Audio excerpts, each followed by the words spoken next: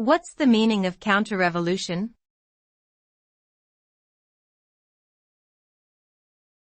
Counter-revolution.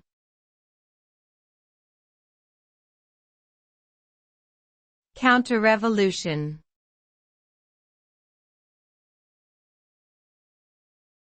Counter-revolution.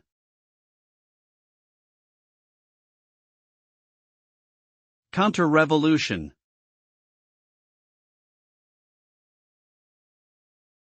Counter-revolution is a term used to describe a reactionary movement aimed at undoing the changes brought about by a revolution. It is typically characterized by a return to traditional societal norms and values, as well as a suppression of opposing political views. The end result of a counter-revolution is often a reversal of progress made during the prior revolution, with power being returned to the ruling elite and a loss of freedoms for the general population. This can lead to increased social inequality and a lack of political representation for marginalized groups.